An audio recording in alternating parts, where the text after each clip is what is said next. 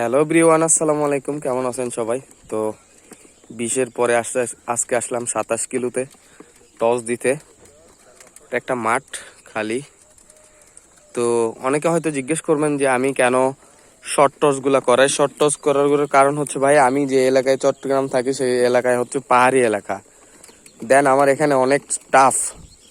যারা শহরে বন্দরে থাকে বা গাছপালা কম, সেখানে আসলে লং দিলে সমস্যা নেই, কিন্তু দেন আমার এখানে লংয়ে দিলে একটু সমস্যা। শর্ট টসগুলো করাই ফেললে দেন পরে বড় টসগুলো করাইলে আর কোনো সমস্যা হবে না।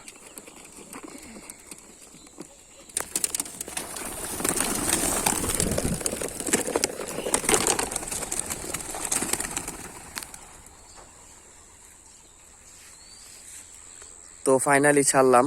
দোয়া করবেন আমার কবুতরগুলোর জন্য, যেন চট্টগ্রাম ক্লাব এবং কক্সবাজার ক্লাব যৌথ রেস, ওই রেসে যেন ভালো কিছু করি। দেন অবশ্যই দোয়া করবেন যেন রেজাল্ট শিটের মধ্যে টপ 20-র মধ্যে থাকি বা টপ 10-এ থাকি, এবং ভালো একটা যেন সুন্দর উপহার দিতে পারি আপনাদের। তো আজকে 27 কিলো থেকে ছাড়লাম, ইনশাল্লাহ দোয়া করবেন নেক্সট টাইমে আরো যেন ভালো কিছু করতে পারি। Thank you.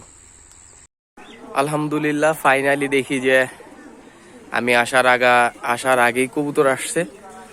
দেখেন মাদির লফটে নরগুলো সহ ডুইকা বসে আছে, একদম ফুল। মাদির লফটে নরই ঢুকছে বেশিরভাগ, আবার নরের লফটে মাদি। তো রেস থেকে আসার পর আপনারা যেটা রিকভারির জন্য মূলত আমি যেটা দিই, হাইড্রোসল 1 ml, লাইসোভেট 1 গ্রাম, এতটুকুই দিই। মাঝে মধ্যে কার্মিনা দিই।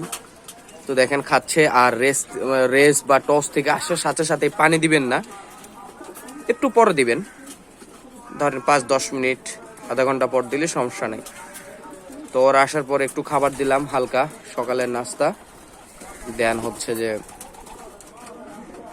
পানি দিলাম খাইতে।